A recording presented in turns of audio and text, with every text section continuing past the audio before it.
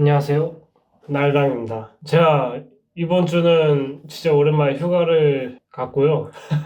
저는 원래 매년 여름 휴가 3일만 갔어왔고 거의 1년 만에 휴가를 할 수 있겠네요.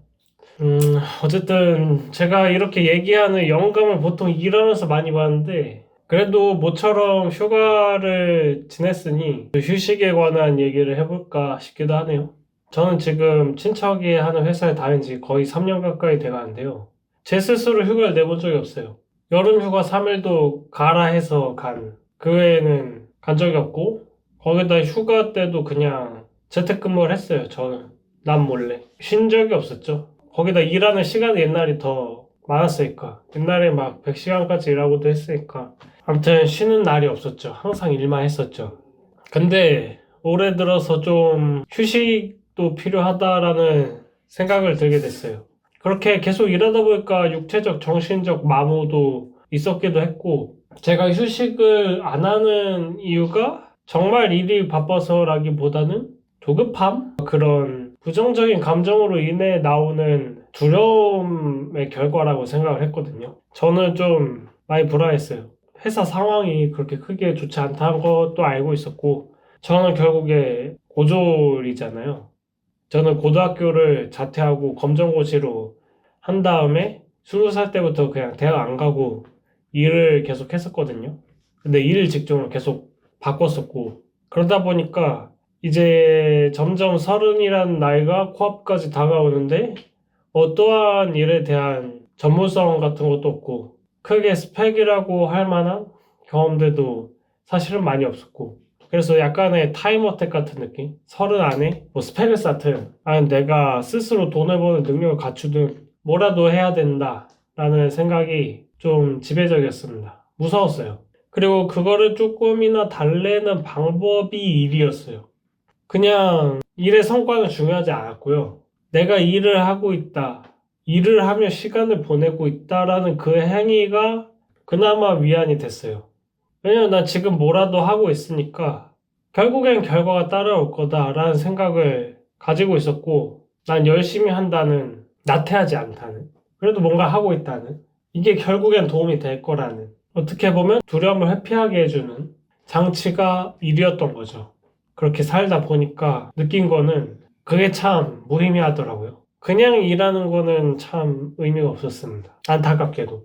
도움이 되겠지. 하면서 그냥 무작정 했을 때 돌아보니까 아무것도 된 게 없었고 아무것도 나아지는 상황이 없었어요. 제가 뭔가 성장한 것도 크게 없었고 유일하게 성장한 게 있습니다. 아, 이런 식으로 하면 안 되겠구나. 그걸 깨달았어요. 무작정 생각 없이 시간을 태우는 일은 생각보다 저한테 안겨주는 게 없습니다. 그래서 주에 100시간 이상 그렇게 최소 6개월 이상을 그렇게 일해 오다가 깨달은 거죠. 이러면 안 돼. 일해봤자야.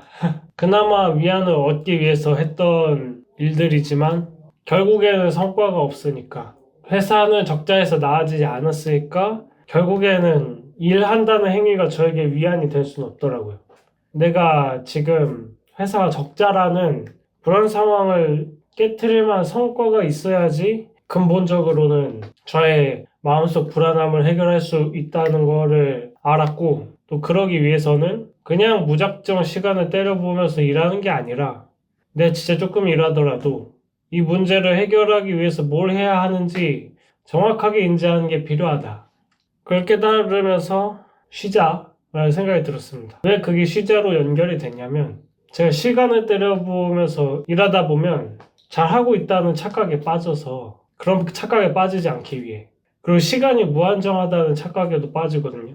아, 오늘 안에 안 됐어? 그러면은 더 일하면 돼 라는 생각으로 합니다. 그렇게 되면은 계획이 없어져요. 이번 달 안에 뭘 이루겠다 이런 계획이 없어지니까 일이 지지부진해지더라고요. 그래서 시간적 제약을 두자. 딱 일하는 시간에만 일하고 일하지 않는 시간에 일하지 말자. 그리고 휴가 필요할 때 쓰자. 내가 지금 받은 연차는 올해 안에 다 쓰자. 라는 생각으로 올해 좀 일하기 시작했습니다. 그러다 보니까 점점 성장을 하더라고요. 아이러니하게도. 휴식을 하다 보니까 점점 성장하게 됩니다. 물론 휴식 때문은 아니겠죠. 이 휴식을 해야 된다라고 생각하게 된 이유들이 다 통합돼서 성과가 나기 시작한 거겠죠. 하지만 정답은 일의 시간을 때려박는 게 아니었다는 거죠. 그거는 그냥 자기 위안을 위한 일이었다.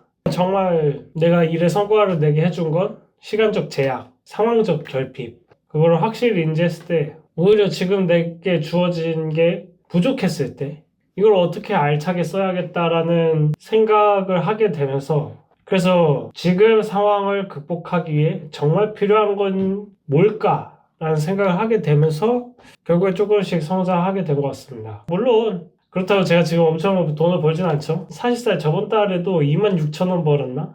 그래도 매출은 그 이전 달에 비해 2배 상승했고, 이제 여러 실험 때문에 예기치 못한 지출이 많아서 그렇게 되긴 했는데, 결과적으로 보면 제가 성장했고 회사 사람들도 같이 성장했고 이 일에 대한 시스템이라는 것도 생겼고, 그리고 처음에는 제어하지 못했던 부분들, 잘 하지 못했던 부분들을 이제는 손쉽게 할 수 있게 됐고, 그런 성장이 일어나더라고요.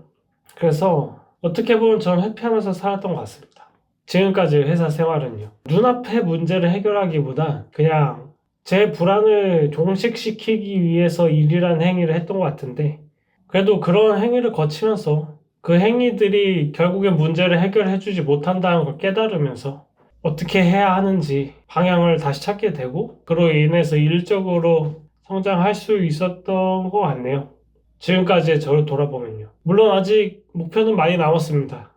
아직도 공부해야 될 게 참 많고, 실험해야 될 것도 참 많고, 그리고 성과도 아직 제가 목표한 월 400만 원 순위까지는 아직 많이 멀었고, 하지만 이 태도를 잊지 않는다면, 전에 허비했던 시간 낭비로 깨달은 저의 잘못됨을 잊지 않는다면, 그리고 제가 결과에 집착해서 스스로를 갉아먹지만 않는다면 해낼 수 있지 않을까라고 생각을 합니다. 조금 막연해 보일 수도 있지만 뭔가 그래도 요새는 희망을 갖고 일할 수 있게 된 것 같아요. 영상 시청해주셔서 감사합니다. 다음에 더 좋은 얘기로 찾아뵙도록 하겠습니다. 감사합니다.